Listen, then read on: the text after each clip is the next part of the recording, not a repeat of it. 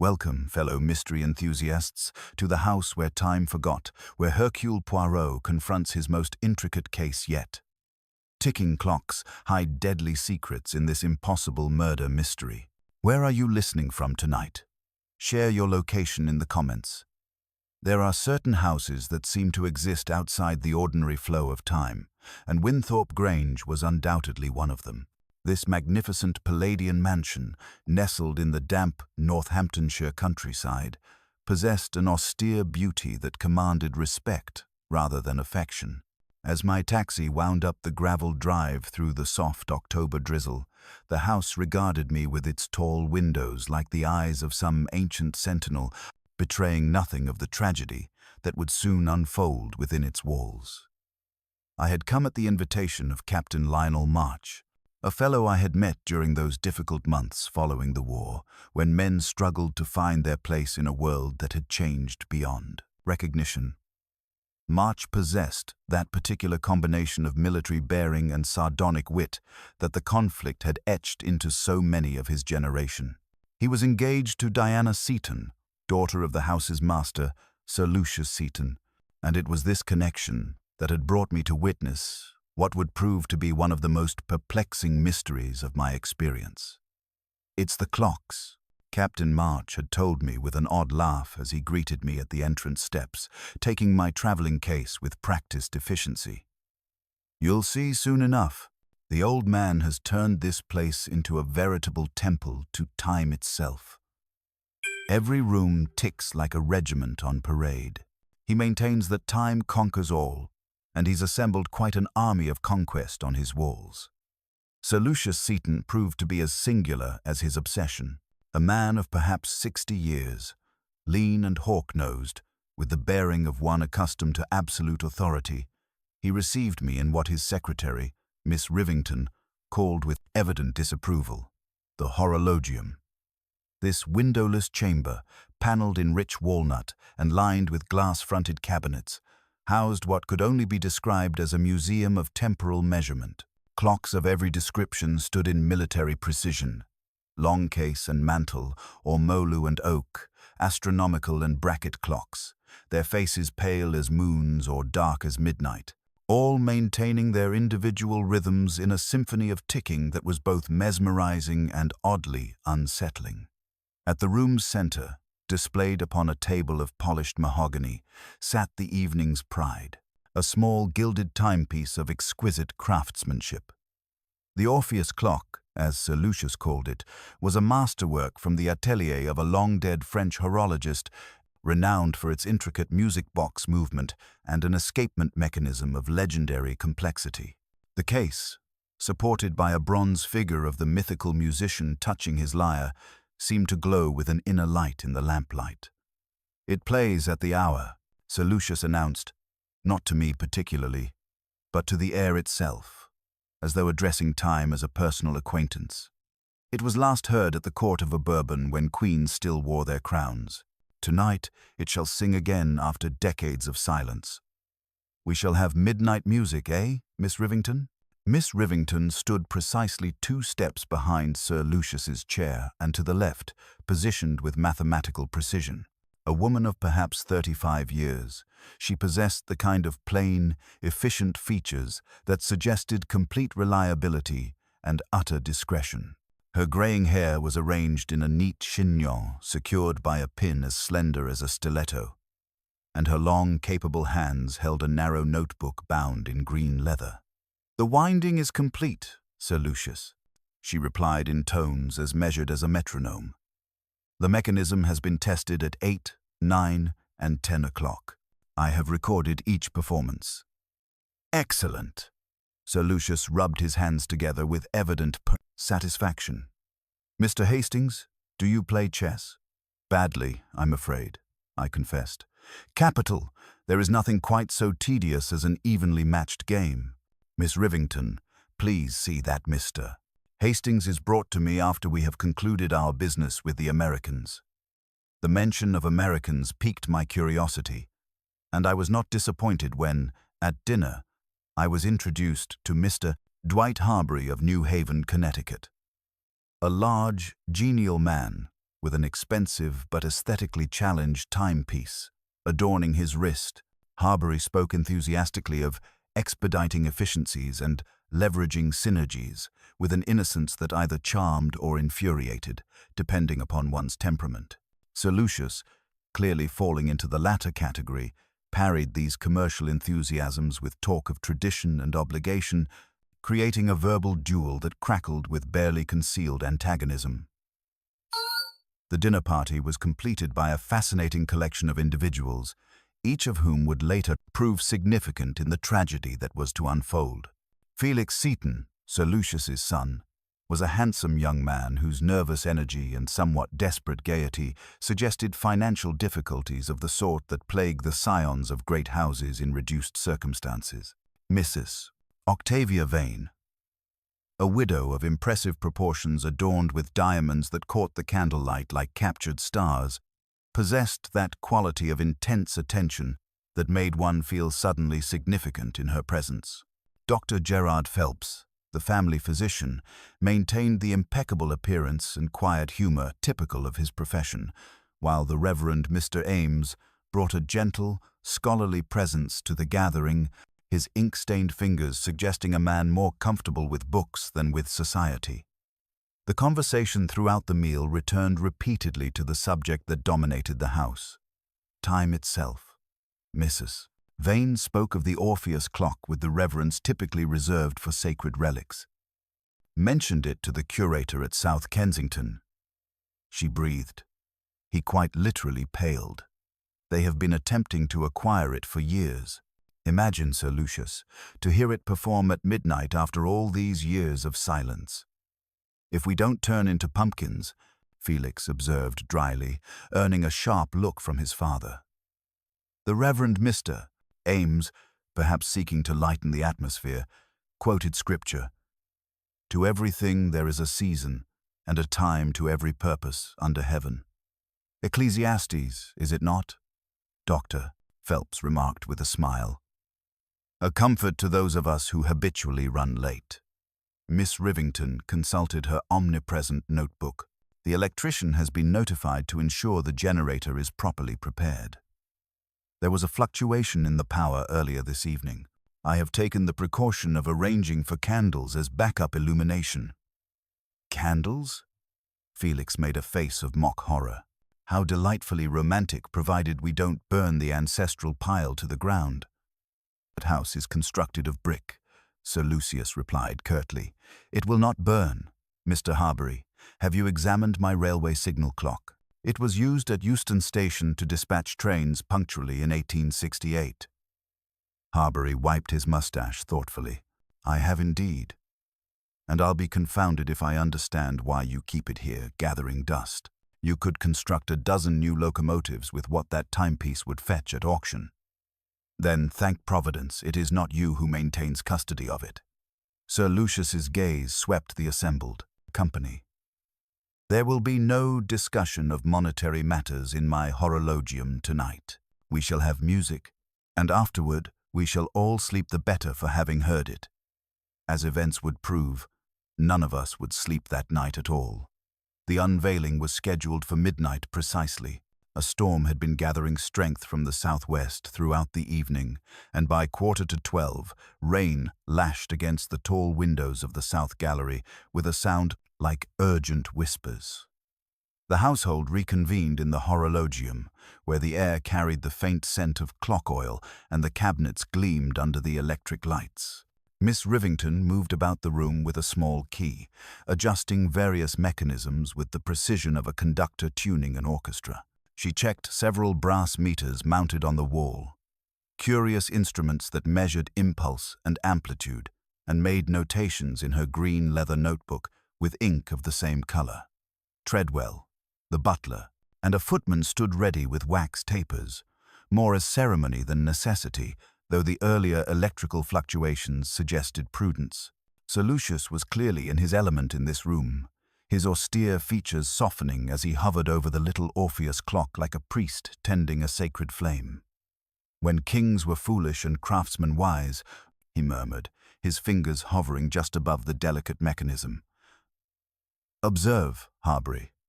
The absolute precision of the styles, workmanship created so that a few fortunate souls might listen by candlelight to music that has survived the centuries. Tonight, we return to a more civilized age. Felix glanced at his sister and muttered under his breath, "He means we do exactly as he commands." It was then that I became aware of the various scents that seemed to define each member of our party. Diana's subtle violet perfume that came and went like a half-remembered melody. Mrs. Vane's more assertive bergamot that announced her presence before she entered a room. Harbury's combination of cigars and American optimism. Dr. Phelps's clean soap with just a hint of medicinal ether. And Miss Rivington, who seemed to carry no scent at all, as though she had trained herself to be as unobtrusive as possible. Miss Rivington took her position by the wall, withdrew a pocket watch the size of a sovereign, and fixed her gaze upon its second hand with an intensity that suggested she might compel time itself to obedience, through sheer force of will. At 2 minutes before the hour, the lights flickered and recovered. "Wretched modern wiring," Dr. Phelps observed. "These old houses weren't designed for electrical systems." "At midnight, precisely," Sir Lucius commanded, his voice carrying the authority of decades of unquestioned rule. Now, the first chime struck exactly on the hour. A sound of crystalline purity that seemed to hang in the air like morning mist. Music, I have always believed, cannot be adequately described in words. We can only circle it with inadequate adjectives like moths around a flame. The Orpheus clock did not play loudly, rather. It seemed to release a melody so delicate and ancient that one had to lean forward to catch every note, an air so precise and haunting that it felt less like music being created than like some eternal harmony being briefly revealed to mortal ears. We were all transfixed, Mrs. Vane with parted lips, the Reverend with closed eyes, Diana with a look of wonder I had not seen since childhood when the lights died. This was not the gradual dimming of failing bulbs, but an instantaneous plunge into absolute darkness, as complete and sudden as the closing of a book. Someone laughed nervously, then stopped abruptly. There came the scrape of a chair against the floor, a sharp oath from Harbury, followed by a sound I could not immediately identify, a thin, metallic flutter, then the crash of breaking glass from one of the cabinets. "Nobody move!" Sir Lucius's voice cut through the darkness from somewhere to my left. "Everyone remain exactly where you are!" The wind hurled itself against the windows with renewed fury. From deeper in the house came the sound of a door banging repeatedly, as though the building itself were protesting this violation of its ordered existence. Somewhere in the darkness, a candle flared briefly, casting wild, dancing shadows on the ceiling and revealing a pale hand holding the taper. Miss Rivington's hand, steady as a surgeon's before the flame was extinguished, as suddenly as it had appeared. I extended my hands cautiously and felt the cool edge of the central table. Another crash echoed through the room, closer this time, followed by a woman's sharp intake of breath. Diana's, I thought. When the lights blazed back to life, the room appeared, at first glance, exactly as it had before the darkness fell. The cabinets stood in their orderly ranks. The clock faces gazed outward with their customary composure. The polished floor reflected the lamplight with serene indifference. It was only when my gaze reached the center of the room that I comprehended the full horror of what had occurred. The little Orpheus clock had vanished. Sir Lucius, who had been standing between the table and the wall, maintained his position with his right hand on the table's edge and his left raised slightly from his side, as though he had been about to speak and had been arrested mid-gesture. For a moment, I thought that was precisely what had happened, that some thought had stopped him in mid-sentence. Then, the terrible truth became clear. It was not thought that had stopped Sir Lucius Seton. It was a small, precise blade that protruded from beneath his left shoulder blade. He fell forward without a sound. There are different varieties of panic, and I have observed them all. The common sort runs about in confusion and is easily recognized. The other kind, the sort bred into the English upper classes, sits very still and attempts to maintain dignity in the face of the unthinkable. We experienced the latter variety that night at Winthorpe Grange. Mrs. Vane swayed and grasped the back of a chair for support. Felix stared with all colour drained from his features, his mouth agape in foolish surprise. "Doctor!" Phelps was on his knees beside the fallen man in an instant, his professional training overriding shock. "Stand back," he commanded sharply. "Everyone stand back, for God's sake."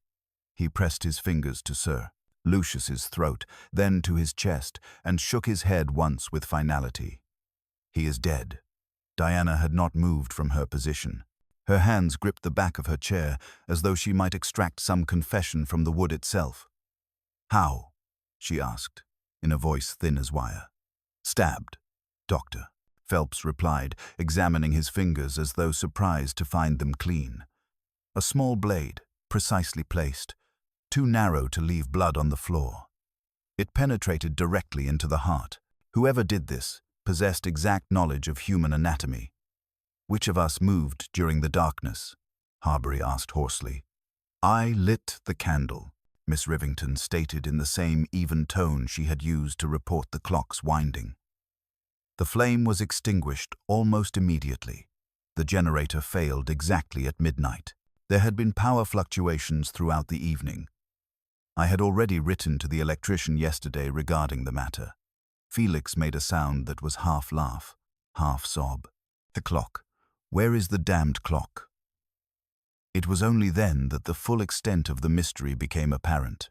Every timepiece in the room, every clock, every watch, every chronometer that had been ticking in perfect synchronization had stopped. The hands lay at various angles like soldiers fallen on a battlefield. The grandfather clock in the corner declared with dignified certainty that it was 2:45. The delicate lacquered piece on the wall insisted it was 11:10. The brass lantern clock by the door maintained with stubborn conviction that the time was 5 o'clock. Only Doctor Phelps's modern wristwatch continued its mundane ticking, absurdly prosaic in this temple to temporal measurement. "The electrical failure," ventured Mr. Ames, then hesitated as though he had committed some sacrilege. "Or perhaps do these require manual winding?" "They were all wound this evening," Miss Rivington confirmed. "It's a trick," Felix declared wildly. "The house where time forgot. What a magnificent jest. We have murdered our father for the sake of a theatrical performance." "Felix!" Diana's voice cracked like a whip. "Treadwell!" "Doctor," Phelps said quietly to the butler, "please telephone for the police." "Very good, sir." "And secure the doors," Miss Rivington added with her customary efficiency. "If you please, Mr. Treadwell, all the doors." The butler and footman positioned themselves strategically, one at the entrance to the horologium and another at the inner door leading to Sir Lucius's private study. The tableau that resulted was both tragic and surreal. The dead man at the center. The army of silent timepieces bearing witness. The guests frozen like figures in a macabre diorama. In the corner, the long-case clock held its pendulum motionless, a mockery of the precision that had once defined this room. The rain intensified against the windows, and thunder rumbled in the distance like divine disapproval. I had witnessed death before. But it had never occurred to me that a house itself could appear shocked. Yet that was my overwhelming impression as we waited for the authorities, that Winthorpe Grange, accustomed to decades of Sir Lucius's imperious commands and Miss Rivington's quiet efficiency, had been struck speechless by this violation of its ordered existence. By some instinct that is perhaps more human than rational, we began to speak in hushed tones, as though ordinary conversation might disturb the dead. "Who would steal the clock?" Mrs. Vane whispered, her outrage tempered by grief, as though the Orpheus were a kidnapped child. "The same hand that committed murder," Harbury replied through clenched teeth. "Two hands," the Reverend Mr. Ames observed unexpectedly, clasping and unclasping his own stained fingers. one to steal and one to kill, unless the perpetrator possessed the dexterity of the devil himself. And why stop all the others? Doctor, Phelps wondered aloud. Because it amused him, Felix said bitterly. Because he appreciated a tidy conclusion to his jest. Because he is quite mad. Miss Rivington's gaze remained fixed upon Sir Lucius's face. Her features might have been carved from marble, but her right hand, which held the green leather notebook, betrayed some inner turbulence through the slightest possible tremor. We waited what felt like hours, but was perhaps 10 minutes. Inspector Dobbs arrived with 2 constables, a square, practical man with a bulldog's determination, who surveyed the scene and took copious notes that seemed to reconcile nothing with anything else. He positioned everyone in their places with admirable common sense and asked the obvious questions to which we had no satisfactory answers. The door had not been locked. The windows, he determined after careful examination, could not be forced without a ladder, and such an attempt would have left marks in the wet earth. No such marks existed. The Orpheus clock had vanished completely. There were scratches on the glass of one cabinet, and a small fragment of wax near the central table, merely a smear on the floor like the tail of a comet. Most peculiarly, Sir Lucius's right index finger bore a faint stripe of green, as though he had dipped it lightly in an inkwell. It is indeed a peculiar business, Inspector Dobbs concluded in the tone of a man determined not to dignify the extraordinary with excessive attention.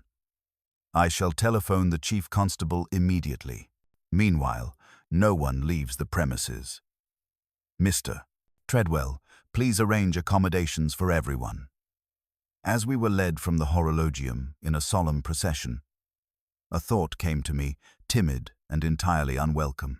It involved the wax fragment, the green stain, and the echo of that exquisite melody that had been so brutally interrupted. Without fully understanding my own motivation, I stepped aside into the small library and closed the door behind me.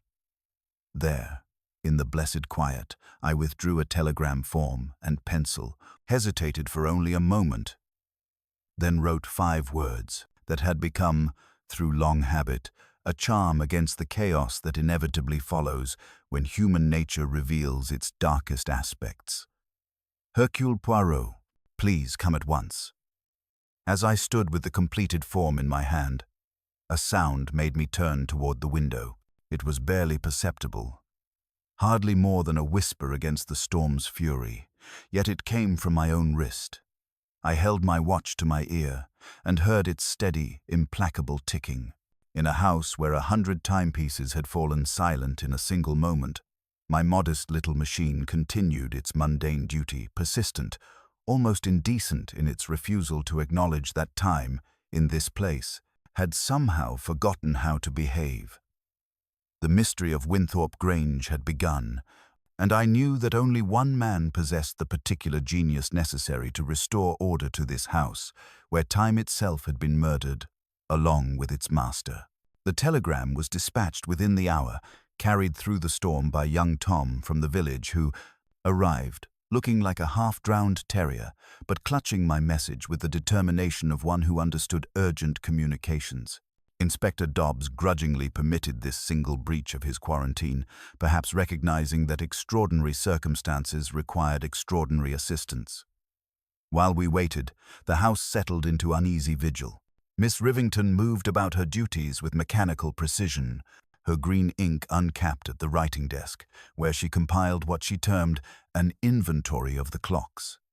I observed how her steady hand tightened the stopper until a thin ring beaded the rim, and remembered the peculiar green stain upon Sir Lucius's finger. Felix whispered urgently to Diana about the Americans, earning a silencing look that spoke volumes about family secrets. Dr. Phelps emerged from his examination pale and thoughtful. The blade was withdrawn immediately, he reported to Inspector Dobbs. Death would have been instantaneous.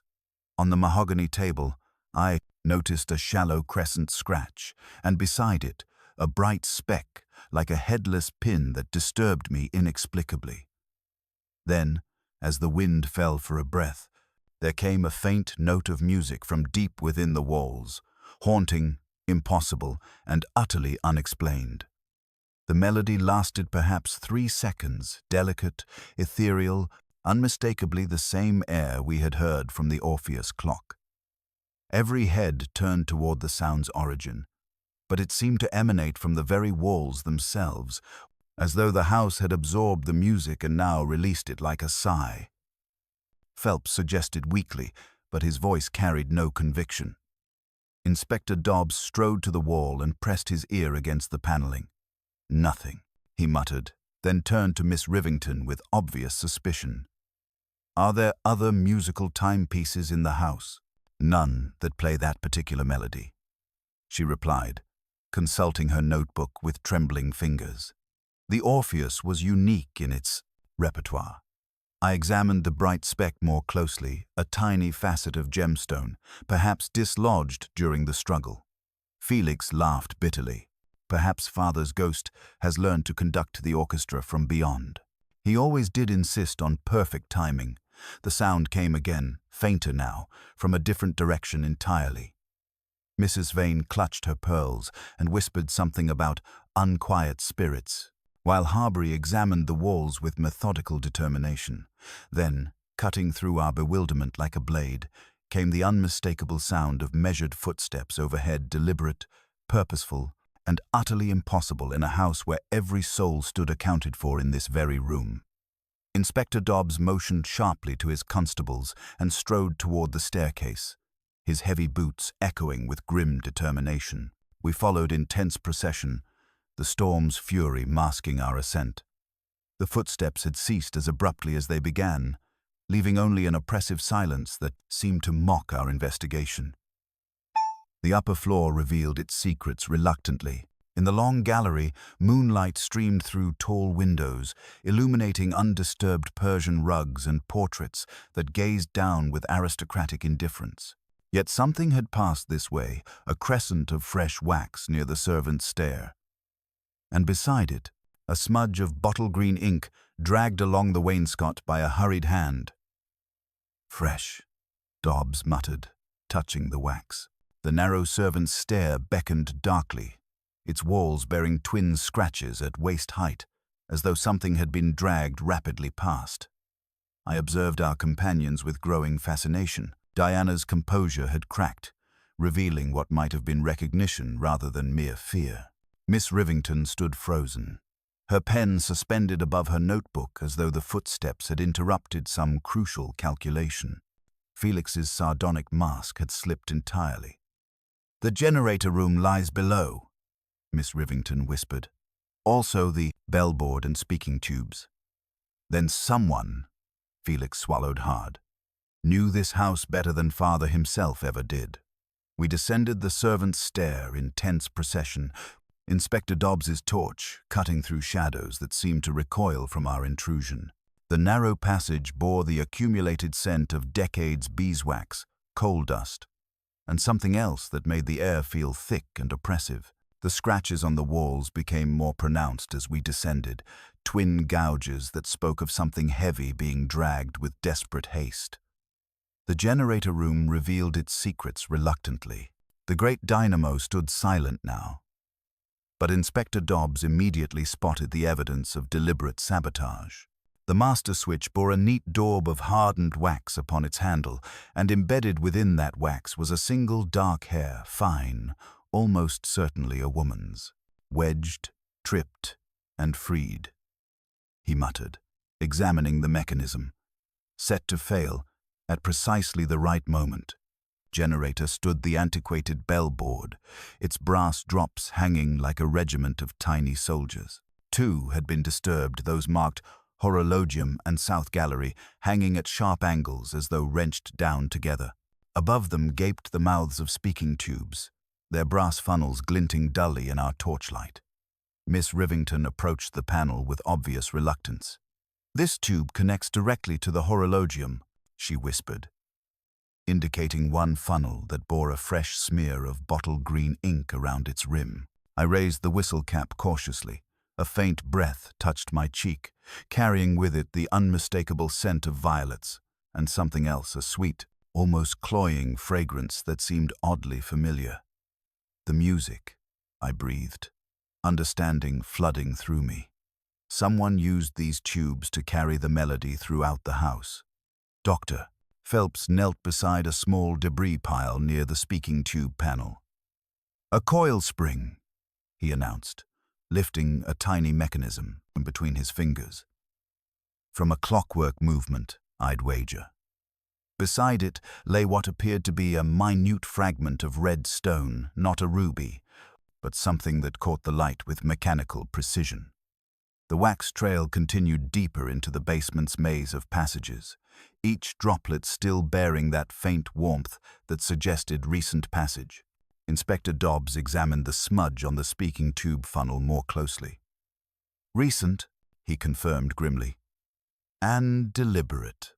A metallic scraping echoed from somewhere in the darkness ahead, the sound of metal against stone, purposeful and measured. We froze, listening intently, but the sound faded as abruptly as it had begun. Then, cutting through our strained silence, came the unmistakable rhythm of footsteps approaching through the labyrinthine passages below, deliberate, unhurried, and utterly impossible in a house where every soul should have been accounted for in our very presence. The footsteps approached with deliberate precision, each measured tread echoing through the stone passages like a funeral march. Inspector Dobbs raised his hand for absolute silence, his torch beam cutting through the oppressive darkness as we advanced deeper into the house's forgotten bowels. The sound seemed to originate from just ahead, beyond a dogleg turn in the corridor where shadows pooled like spilled ink. When we rounded the corner, Dobbs's torch struck only empty air and ancient brick. Yet the footsteps continued for 3 more beats before stopping abruptly, as if an invisible march had been called to attention. The silence that followed was more unnerving than the sound itself, pregnant with implications none of us dared voice. "Clever," Dobbs muttered, examining the passage more closely. His beam caught the glint of cord looped over an iron hook driven into the mortar between stones. The free end was tied to wooden clappers, arranged to strike the flagstones in alternating rhythm, when a suspended weight swung pendulum-like through the air. The weight, a coal scuttle half filled with cinders, still rocked gently, testament to recent motion. "A phantom drummer," I observed, impressed despite myself by the ingenuity. Someone set this mechanism in motion and slipped away while we pursued the sound. Inspector Dobbs's jaw hardened as he examined the simple but effective device. "So our ghost has hands and considerable knowledge of this house's hidden spaces." He traced the cord's path with his torch beam. This required preparation, planning, and intimate familiarity with the basement's layout. The wax trail continued past the mechanical contrivance, leading us deeper into a maze of interconnected chambers, wine cellars, storage rooms, and forgotten spaces that seemed to multiply in the shifting torchlight. Here the violet fragrance gathered more intensely, mingling with the musty scents of cork and old wine. The air grew colder with each step, and I noticed how Miss Rivington's breathing had become shallow and rapid, her notebook clutched against her chest like a shield. We emerged into a vaulted wine cellar where dusty bottles lined the walls in military precision. But it was the chamber's center that arrested our attention, a sturdy oak table bearing the unmistakable evidence of recent professional work. Scattered across its surface lay the dismantled components of a complex clockwork mechanism. Gears, springs, and tiny jeweled bearings that glittered like mechanical stars in our torchlight. A jeweler's loop rested beside precision tools, whose brass surfaces still retained the warmth of recent handling. "The Orpheus clock," Diana whispered, her voice barely audible. "Someone has taken it apart, piece by piece." Dr. Phelps examined the components with professional interest. "Methodical work," he confirmed. "Whoever did this possessed intimate knowledge of horological mechanisms. These pieces have been removed in proper sequence, the work of an expert, not a common thief." On a nearby crate lay a length of deep blue velvet, bearing a shallow imprint like a cradle. The depression showed the outline of two curved feet and a lyre-shaped void at its heart, the exact dimensions of the missing timepiece.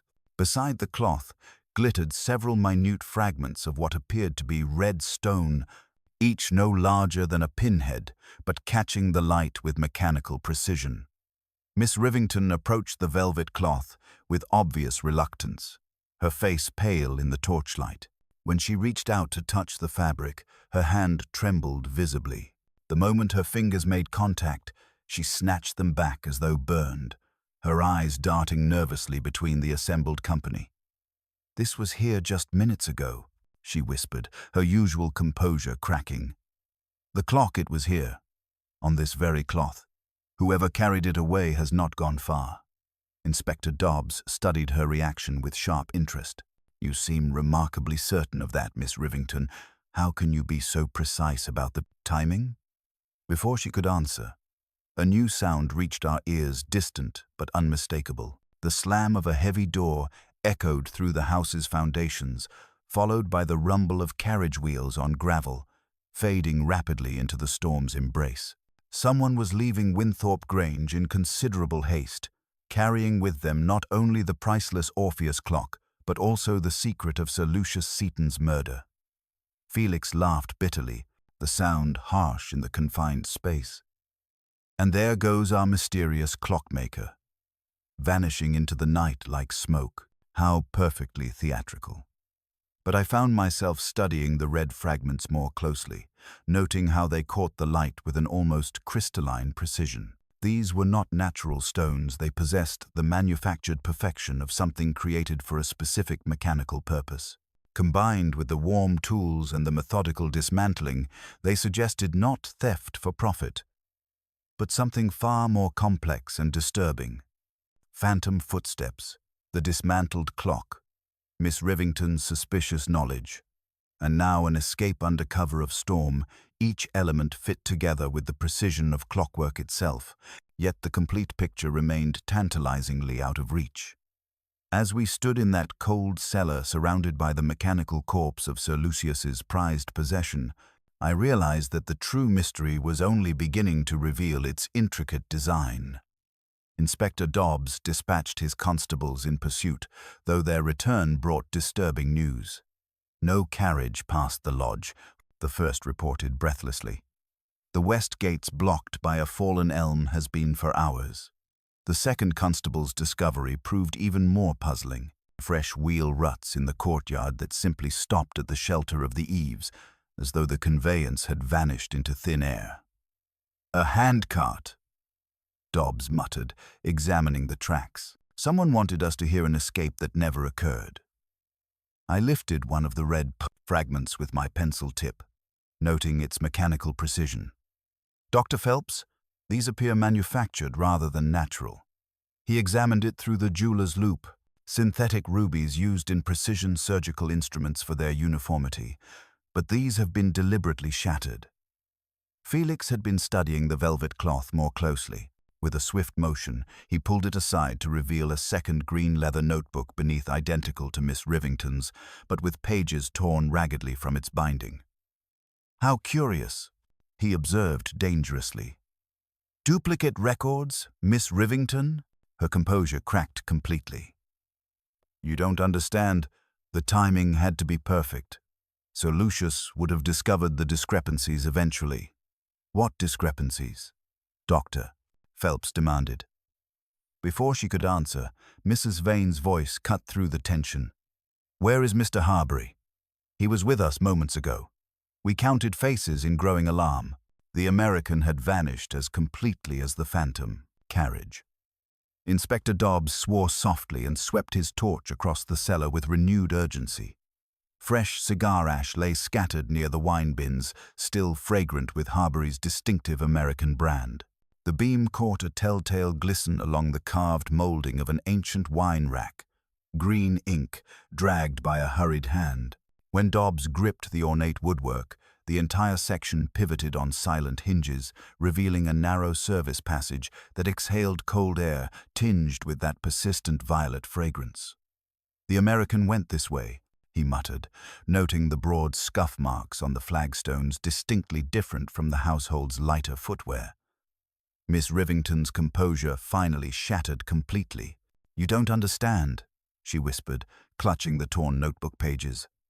"The discrepancies weren't just in my records, they were in the clocks themselves.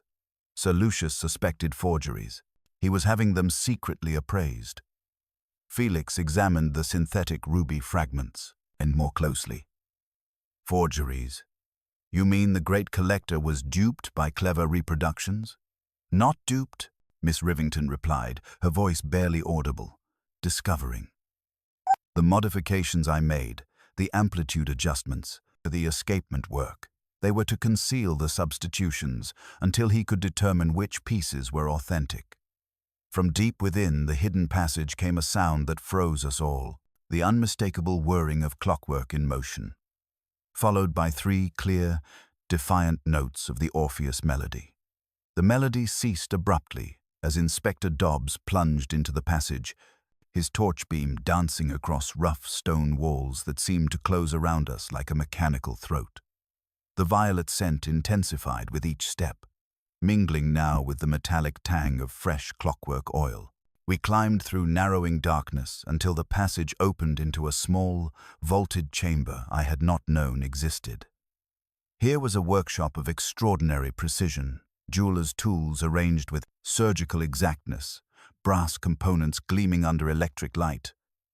And, at its center, Mr. Dwight Harbury bent over a workbench with the reassembled Orpheus clock, singing its haunting air before him. "Harbury," Dobbs bellowed, startling the American, who nearly dropped a delicate spring. "Inspector, thank God," Harbury stammered, his genial demeanor replaced by obvious distress. "I followed the real thief down here, but he escaped through another passage. I was attempting to preserve the evidence." "Ah, mon ami Hastings," a familiar voice cut through his protestations. "What a charming welcome to Winthorpe Grange." Hercule Poirot stood framed in the chamber's entrance, impeccably dressed despite the storm and hour.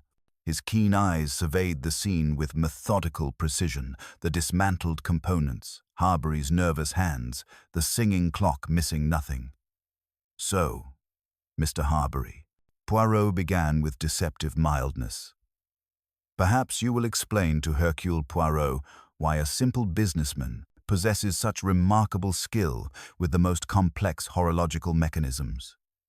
Harbury's genial facade crumbled as he straightened, his hands still hovering protectively over the delicate Orpheus mechanism. "Mr. Poirot," he began, his American drawl fading to reveal more cultured tones beneath. "I confess I have not been entirely forthcoming about my circumstances. While I do conduct business ventures, my true expertise lies in the authentication and restoration of antique timepieces." Poirot's keen eyes traveled methodically over the American's hands, noting details that others had missed. "Ah, oui. The callus at the base of the forefinger from years of precision work with small tools. The crescent-shaped burn mark near the thumb unmistakably from a jeweler's loop held too close to a gas flame.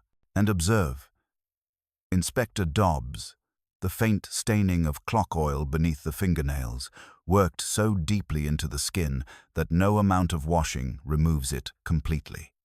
"You are most observant," Harbury admitted reluctantly.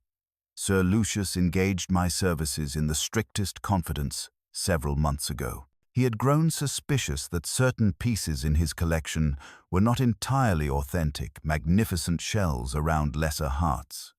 As he put it, Miss Rivington stepped forward, clutching her notebook with white knuckles.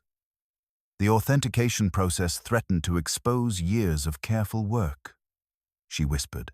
Sir Lucius suspected forgeries, but he didn't understand the complexity of what we were dealing with. Poirot lifted one of the synthetic ruby fragments with his tweezers, examining it under the workshop's bright light. "These modern jewels, they tell a story. N'est-ce pas? Not the original stones, but precision replacements, the work of someone who understood that function must be preserved even when authenticity is compromised." Precisely, Harbury said, relief evident in his voice. The Orpheus clock had been expertly restored at some point in its history.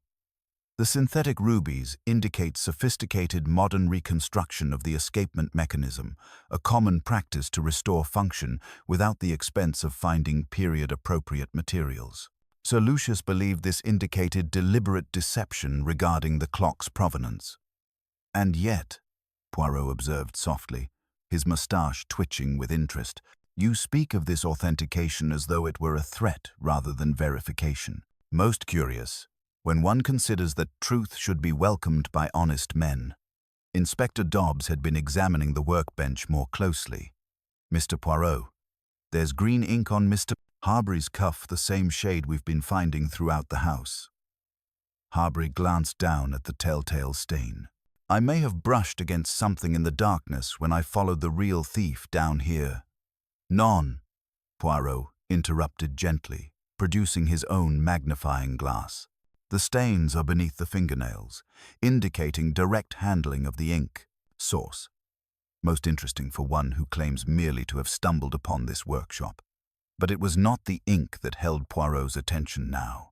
His gaze had fixed upon a small, padlocked metal box, tucked discreetly beneath the workbench, a container that bore the same violet scent that had haunted our investigation from the beginning. And this, Mr. Harbury, Poirot mused, his voice deceptively mild. What secrets does this little coffre contain? For I detect upon it the parfum of violets that has followed us through this house like a ghost. The Orpheus clock chose that moment to chime once more, its haunting melody filling the chamber with crystalline notes that seemed to mock our confusion. But Poirot's expression had changed, his eyes bright with the light of understanding that I had learned to recognize. "Mais, ami," he said softly, "I begin to perceive that this is not a simple case of theft and murder, but something far more intricate. The little grey cells, they whisper to me, of a conspiracy, most elaborate one, that required not just knowledge of horology, but intimate familiarity with this house, its routines and its master's obsessions." He turned to face our assembled group, his gaze moving from Miss Rivington's trembling hands to Harbury's stained fingers, from the dismantled clock components to the mysterious locked box. The pattern begins to emerge. But first, we must return to the horologium, where this tragedy began. For there, in that temple to time itself, lie the final pieces of this most complex puzzle. We returned to the horologium in solemn procession, the storm's fury now reduced to intermittent whispers against the tall windows. Poirot positioned each of us precisely where we had stood at midnight, his keen eyes measuring distances with mathematical precision. The silent timepieces regarded us like a jury of mechanical witnesses, their stopped faces bearing testimony to the moment when time itself had been murdered. "Observe. Mes amis," Poirot murmured, approaching the central table where the shallow crescent scratch caught the lamplight. His fingertip traced the mark, coming away faintly stained with green.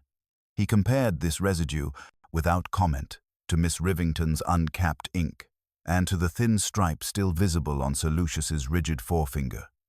With delicate tweezers, he lifted the bright speck I had noticed earlier.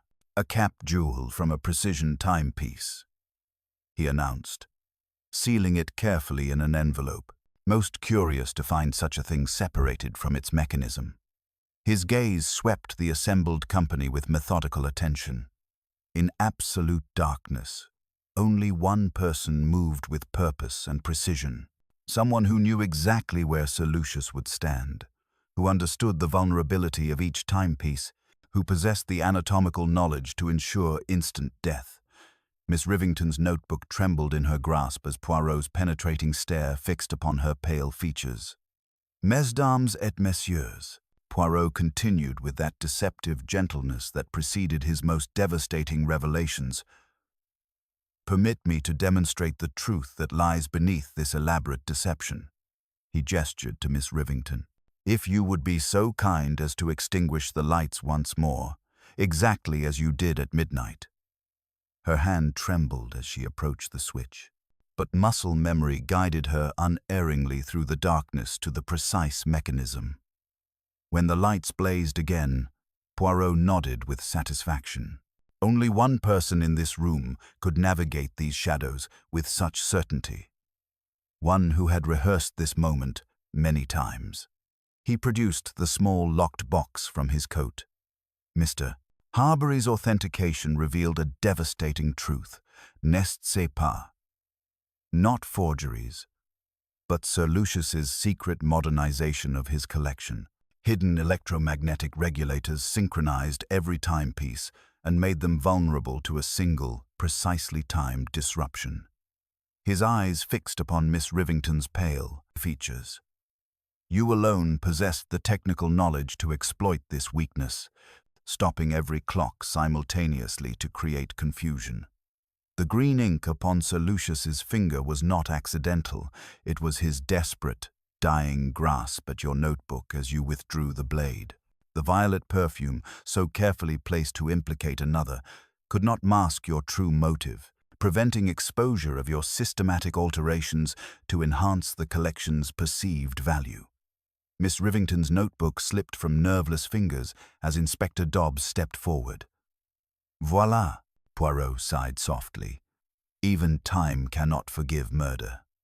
Miss Rivington stood motionless for a long moment, her efficient mask finally cracking to reveal the desperate woman beneath. When she spoke, her voice carried the weight of years of carefully suppressed resentment. You understand nothing of what I accomplished, she said quietly, her gaze fixed upon the silent timepieces that surrounded us. Sir Lucius saw only authenticity and provenance, cold, dead facts. I gave his collection life, harmony, perfection itself. Poirot opened the small metal box with delicate precision, revealing its contents to our assembled company. Within lay a violet atomizer, still fragrant with the scent that had haunted our investigation. A small bottle of green ink, identical to that in Miss Rivington's notebook. The coil, spring, and whistle mechanism used to create the phantom music through the speaking tubes. And most damning of all, a slender stiletto whose blade had been cunningly concealed within the false spine of a green leather notebook. The electromagnetic synchronization system, Poirot explained gently, was indeed your masterwork, Miss Rivington.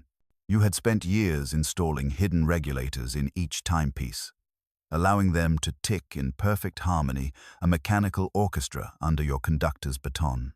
But this very perfection made them vulnerable to a single, precisely timed, electromagnetic pulse that could stop them all simultaneously. She nodded once, her composure returning with the relief of confession. I triggered the pulse at exactly midnight, then used the darkness I had created to strike. Sir Lucius never suspected that his trusted secretary possessed such intimate knowledge of human anatomy, knowledge gained through years of maintaining delicate clockwork mechanisms. Inspector Dobbs stepped forward with professional courtesy. Miss Rivington, I must place you under arrest for the murder of Sir Lucius Seton. She offered her wrists without resistance. The cap jewel that betrayed me, it fell from my notebook's false hinge when I withdrew the blade. Such a tiny thing to undo years of careful planning. Harbury, visibly shaken by the revelation, addressed the room with obvious distress. I must clarify my own role in these tragic events. Sir Lucius had indeed engaged my services to authenticate his collection, but I discovered no forgeries, only Miss Rivington's remarkable improvements.